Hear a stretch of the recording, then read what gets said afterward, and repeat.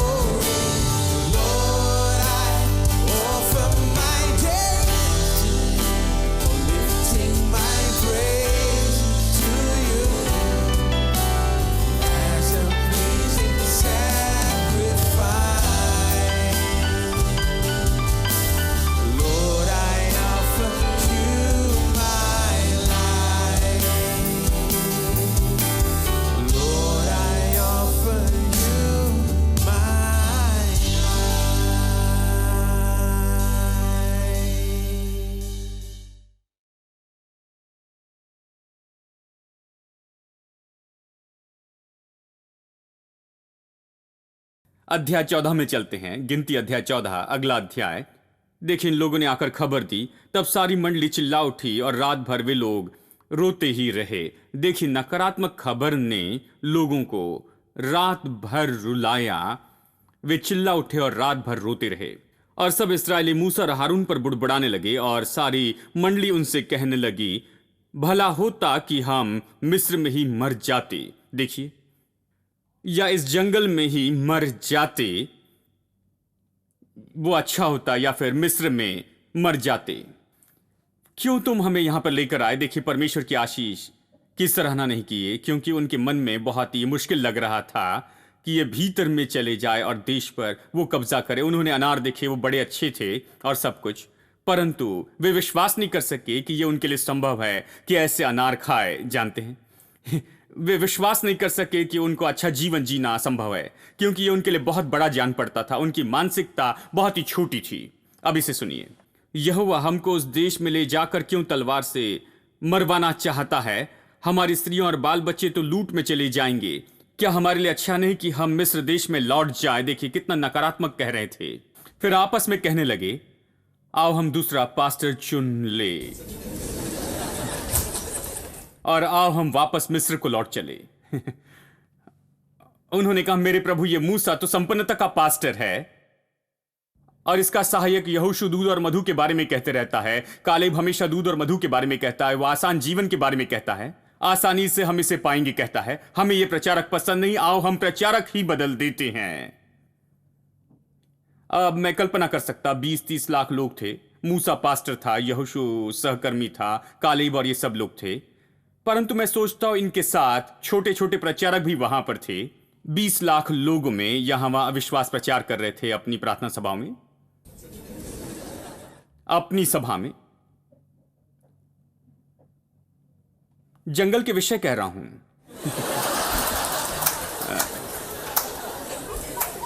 मैं नहीं जानता आप किस लिए हंस रहे हैं।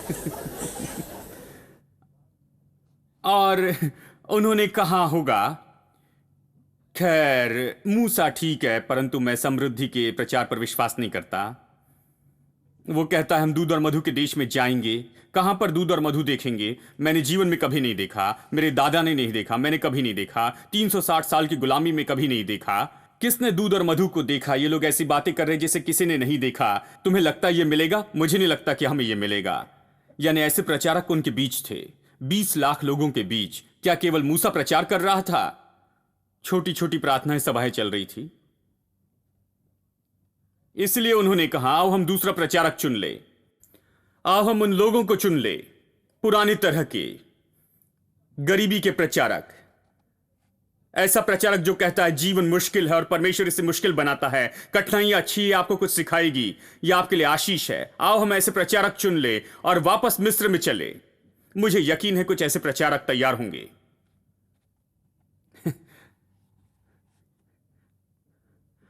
अद्भुत है, अविश्वास क्या कर सकता है। अब मेरे साथ देखिए व्यवस्था विवरण 20। देखिए, मन नया नहीं बनाने के कारण यह सब हुआ। ऐसा मन जो उसे नहीं रख सकता उस जीवन को जो परमेश्वर ने उनके लिए योजना की थी। परमेश्वर ने अच्छी योजना बनाई थी। कहता है घर जो तुमने नहीं बनाए, रेडीमेड अमेरिका से नहीं आया, परमेश्वर ने रेडीमेड को शुरू किया। कहता है सब कुछ रेडीमेड, कुएं जो तुमने नहीं खोदे, पेड़ पौधे जो तुमने नहीं लगाए, सब कुछ बना बनाया, हां सब रेडीमेड। पर वो विश्वास नहीं कर सके कि रेडीमेड हो सकता है। मैंने कभी इसे नहीं देखा, मैंने कभी इसे नहीं सुना, ये सब बकवास है। जानते हैं ये कैसे हो सकता? वो इस पर विश्वास नहीं कर सके। वही समस्या है, वो विश्वास नहीं कर सके कि वहां एक परमेश्वर हो सकता है जो उनसे प्यार करता है, उन्हें आशीष देता है, उन्हें जीवन देता है, इतना ऊंचा सुंदर जीवन और बहुत ही आशीषित जीवन। वो उन आशीषों पर विश्वास नहीं कर सके क्योंकि वे गड्ढे में बहुत दिनों तक रहे थे। देखिए अब अध्याय 20 को सुनिए, व्यवस्था विवरण अध्याय 20। पुराने मन का सबसे बड़ा चिन्ह यह है, इस पर डर प्रभुता करता है।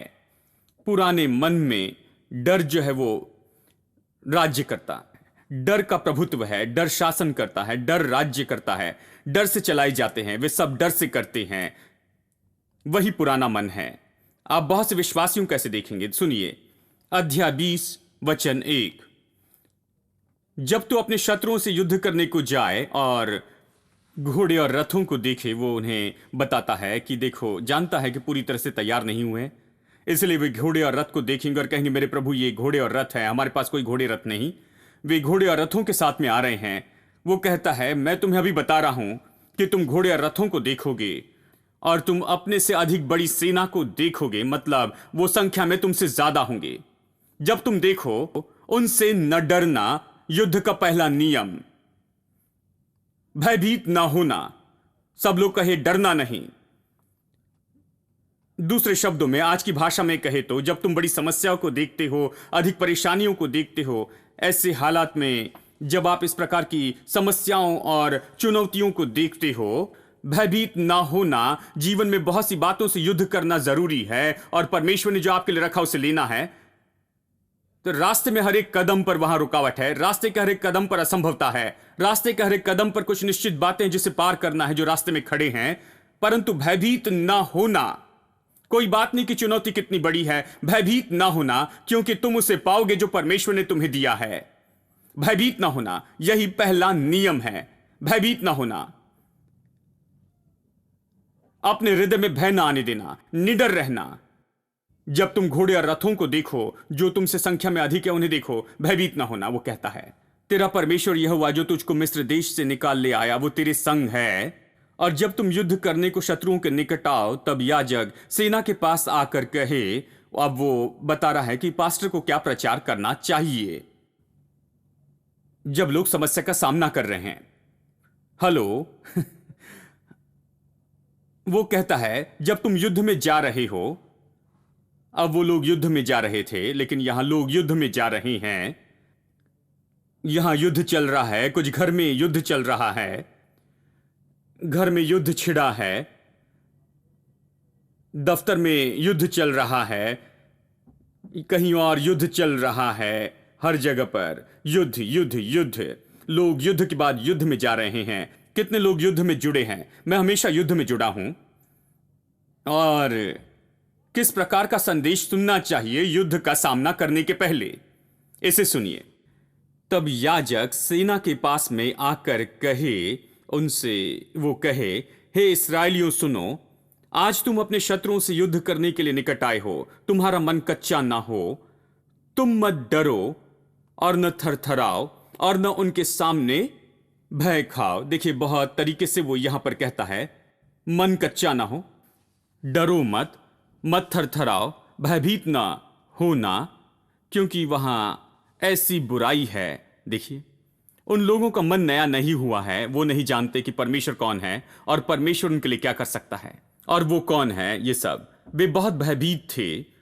तो वो याजक से कहता है कि उन्हें प्रचार करे, भयभीत ना होना, थरथराना नहीं, मन कच्चा ना हो, भय ना खाओ। मैं आज आपसे कहता हूं, इसी तरह के प्रचार के लिए आपको जाना चाहिए। साधारण प्रचार, भयभीत ना होना, भय ना खाओ, अपने हृदय में परेशान ना हो, मन कच्चा ना करो, छोड़ो नहीं। ऐसा प्रचार जो उत्साहित करे, क्योंकि हर कोई युद्ध से जा रहा है। हर कोई अपने जीवन में समस्याओं से जा रहा है, बीमारी के युद्ध से जा रहा है, आर्थिक युद्ध से गुजर रहे हैं। लोग जीवन में अलग अलग युद्ध से जा रहे हैं और आपको बताने की जरूरत है कि भयभीत ना हो, मन कच्चा ना हो, हिम्मत ना हारे, भय ना खाए। नहीं, आप जीतने वाले हैं। छोड़ न दे। आपको इस तरह का प्रचार चाहिए, क्योंकि तुम्हारा परमेश्वर यहोवा तुम्हारे शत्रुओं से युद्ध करने और तुम्हें बचाने के लिए तुम्हारे संग संग चलता है। परमेश्वर बचाएगा, वो आपके संग आएगा, आपके लिए युद्ध करेगा।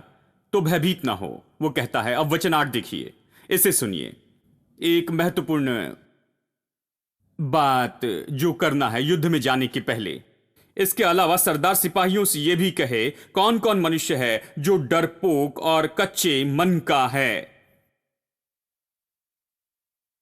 वो भी अपने घर को लौट जाए। ऐसा ना हो कि उसकी देखा देखी उसके भाइयों का भी हियाव टूट जाए।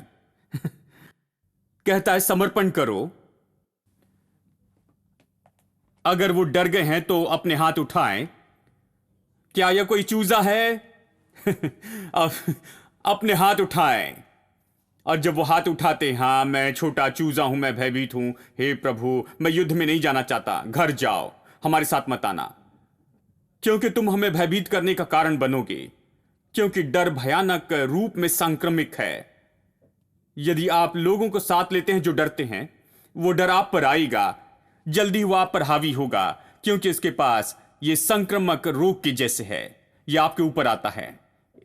हाँ, इसलिए उन्हें घर में जाने दो, क्योंकि उनके पास विश्वास नहीं, उनके पास वो बात नहीं जिसकी मांग युद्ध के लिए की जाती है। वे गलत दिशा में हैं, वे डरे हुए हैं। उन्हें घर जाने दो, वहीं पर वो बैठे जब तक कि हम युद्ध न जीते। यह महत्वपूर्ण निरीक्षण है। भयभीत को युद्ध में मत लेकर जाए, आप निडरता से सामना करें। चलिए मैं आपको बता दूं क्यों डर भयानक बात है। उदाहरण के लिए अय्यूब, उसकी सारी समस्याएं उसके डर के कारण ही थी। वो कहता है मैं जिस बात से बहुत डरता था वही मुझ पर आई। वो व्यक्ति अच्छा था, धर्मी व्यक्ति था, धन्य व्यक्ति था, यहां तक शैतान उससे जलन रखता था, वो इतना धन्य था। उसके पास हजारों गधे और घोड़े और ऊंट थे, मतलब वो बहुत ही अच्छा व्यक्ति था, अच्छा परिवार था और सब कुछ।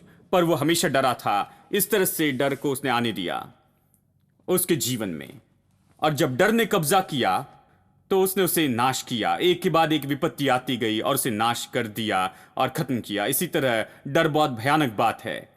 और मैं आपको बताऊं डर क्या करेगा। मैं आपको सूची देता हूं जो डर करेगा। एक, यह आपके स्वरूप को बिगाड़ेगा। आपके भीतर में देखिए, आपके भीतर में एक स्वरूप है। मेरे भीतर एक स्वरूप है कि मैं एक राजा हूं, प्रभु की संतान हूं, धन्य व्यक्ति हूं, प्रभु मेरे साथ में है, प्रभु मुझे विजय देगा, मैं विजयी हूं, यह स्वरूप है। परंतु डर, देखिए, जब आप अपने मन में डर को आने देते हैं और जब आप अपने मन को नया नहीं बनाते, मौलिक रूप में भिन्न नहीं बनाते हैं, तो क्या होता है? यह बुराई जिसे डर कहते हैं भीतर आती है, यह चित्र को बिगाड़ देती है। जब आप किसी के चित्र को लेते हैं, उस व्यक्ति को चित्र को लेते हैं, उससे बिगाड़ते हैं, तो आप उस व्यक्ति के चित्र को पहचान भी नहीं पाते हैं। ये बिल्कुल अलग व्यक्ति जैसे दिखता है क्योंकि आपने उसे बदल दिया। इसलिए डर क्या करता है, ये आता है और चित्र को लेता है जो आपके पास राजा के रूप में है और इसे बिगाड़ता है, ताकि अब आप अधिक स्पष्ट नहीं देख सकते हैं सत्य के विषय में कि आप एक राजा हैं। यहां स्पष्टता नहीं, थोड़ी दुविधा है। आप सोचते हैं कि आप राजा हैं परंतु चौंकते हैं। ठीक है, सब कुछ अच्छा नहीं हो रहा है। वहां कुछ स्पष्टता की समस्या है क्योंकि रूप बिगाड़ दिया गया है। देखिए, जीवन प्रिंट आउट जैसे है, आपके हृदय में जो है उसका। ठीक है, जो कुछ हृदय में है वही जीवन के रूप में बाहर आता है, जो कुछ भीतर में है वही बाहर वास्तविकता बनता है।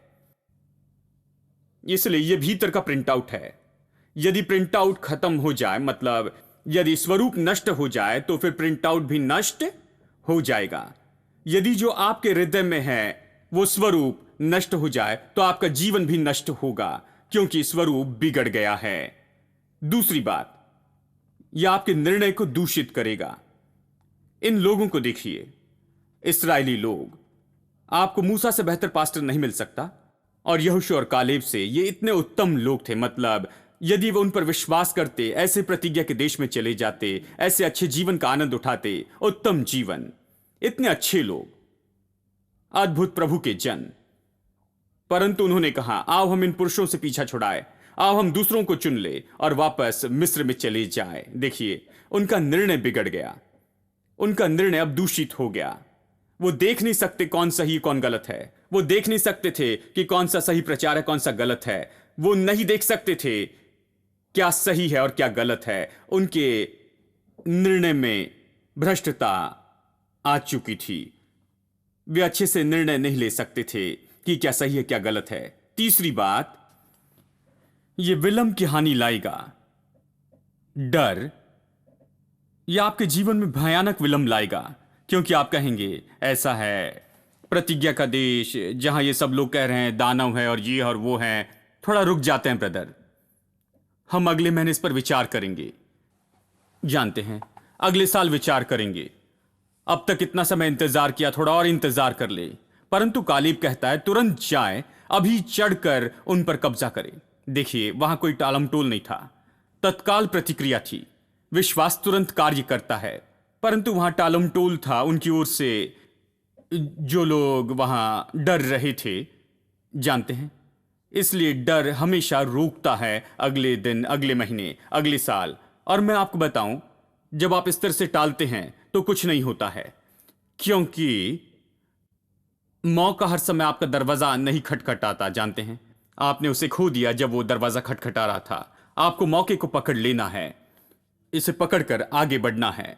जब मैंने ऐसी सच्चाई सुनी, मुझे चुनौती मिली कि विश्वास करूं। मुझे निर्णय लेना था कि क्या मैं इसमें आगे बढ़ूं या नहीं। जानते हैं, और मैं बस टाल रहा था। कहाँ, खैर, जानते हैं, शायद मैं नहीं जानता हूं, परंतु परमेश्वर का धन्यवाद हो, मैंने विलंब को रोक दिया। मैं आगे गया, पूरी तरह से इसे स्वीकार किया। मैंने कहा, मैं इस पर विश्वास करता हूं, इसे स्वीकार करता हूं, मैं इसमें चलूंगा। और मैं आपको बताऊं, जब मैंने ऐसे किया, इन बातों की वास्तविकता का अनुभव करने लगा। चौथी बात, यह आपको अपाहिज बनाता है। लोग कहते हैं ऐसे कुछ सांप होते हैं, जब वो काटते हैं तो वो पूरी तरह से अपाहिज बनाते हैं, कुछ नहीं कर सकते हैं, पूरी तरह से अपाहिज हो जाते हैं जहर के कारण, जहर के परिणाम से। देखिए, डर भी ऐसा ही भयानक जहर है। यह आप में आता है बिल्कुल सांप के जहर के जैसे, और पूरी तरह से आपको अपाहिज बनाता है। यह आपको पूरी तरह से कृतिहीन बनाता है, पूरी तरह से आपको रोक देता है। मैंने ऐसे लोगों को देखा है जो अच्छा काम करते थे, उनका परिवार अच्छा था, सब कुछ, और फिर अचानक उन्होंने काम बंद किया, बोलना बंद कर दिया, सब कुछ करना बंद कर दिया, बस बैठकर दीवार को देखते रहते। मैं ऐसे व्यक्ति से मिला और कहा, कितने समय से इन्होंने बोलना बंद किया? उन्होंने कहा, 3 महीनों से ज्यादा। उन्होंने एक शब्द भी नहीं कहा, कभी एक शब्द नहीं कहा। डर से विकलांग हुए, डर से अपाहिज हो गए, केवल वहां बैठे हुए, केवल दीवार को देखते हैं, कुछ नहीं करते, पूरी तरह से विकलांग हुए और अपाहिज हुए। 5वीं बात, यह रचनात्मकता को नाश करता है। जब लोगों को डर में देखते हैं तो उनका पसंदीदा वाक्य है, मैं मर गया, मैं खत्म हुआ। वहां कोई रास्ता नहीं, मेरे लिए कोई रास्ता नहीं दिखता, क्योंकि रचनात्मकता खत्म हो गई। वे कोई रास्ता नहीं देख सकते, वो रास्ता नहीं ढूंढ सकते।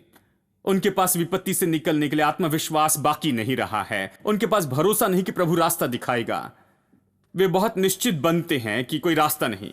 मैंने एक भाई से कहा, आपने सारे रास्ते देख लिए, इसलिए आप कह रहे हैं कोई रास्ता नहीं?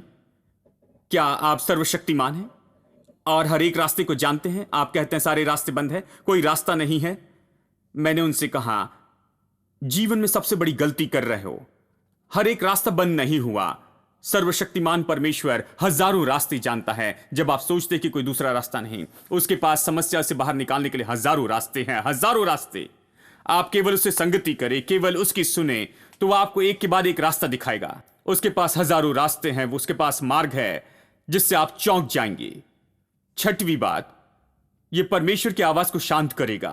डर, जानते हैं परमेश्वर को सुन नहीं पाएंगे आप, क्योंकि डर शोर के समान है। यह आपके कान और दिल में बजता है और आपके मन में। यह आपको बहुत परेशान करता है। यह आपको भयभीत करके व्यस्त रखता है कि आप सुनने के लायक नहीं रहते कि परमेश्वर क्या कहता है। जब आप विश्वास करते हैं तो प्रभु की बात को सुन पाते हैं।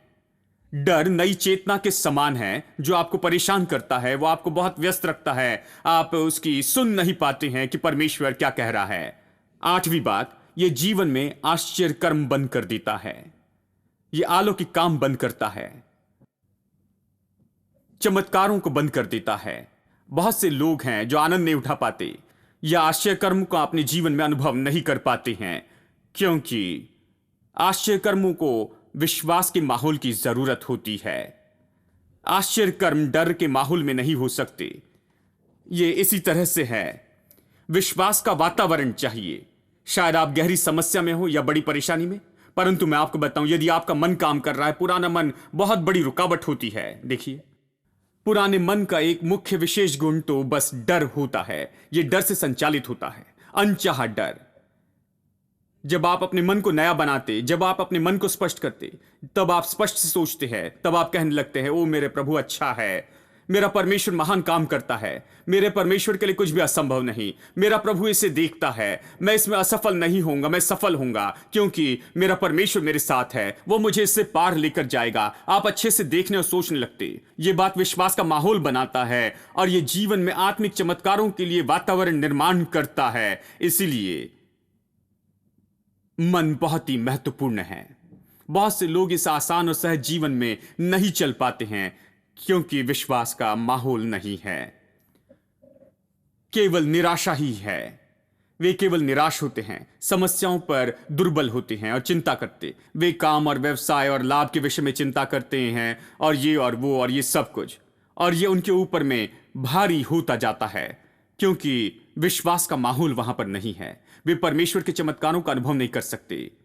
जब आपका मन नया होता है तब आप अपने समस्याओं के बीच में खड़े रहकर कहेंगे, मैं रथों और घोड़ों को देखकर डरने वाला नहीं हूं, और न मैं समस्याओं को गंभीरता से देखने वाला हूं, और न लोगों की संख्या को देखूंगा। मैं शत्रु को देखकर डरने वाला नहीं, मैं मेरी परिस्थिति को देखकर डरने वाला नहीं हूं। मैं नहीं डरूंगा, मनुष्य मेरा क्या कर लेगा, प्रभु मेरा सहायक है। वो नए मन से आता है, और मैं आपको बताऊं, नया मन आपको सफलता की ओर ले जाएगा। नया मन आपको परमेश्वर की पूर्ण इच्छा में जीने के लिए बाध्य करेगा, परमेश्वर की परिपूर्ण इच्छा में, जीवन में, और बिना परिश्रम की संपत्ति के जीवन में आपको बाध्य करेगा। एक नया मन।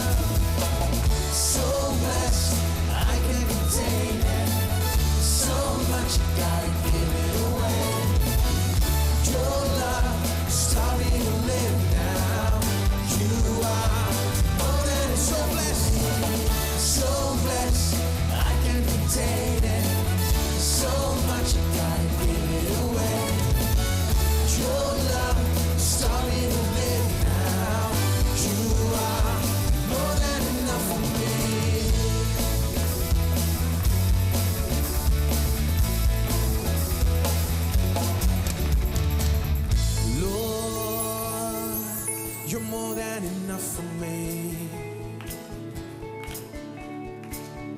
Lord, you're more than enough for me.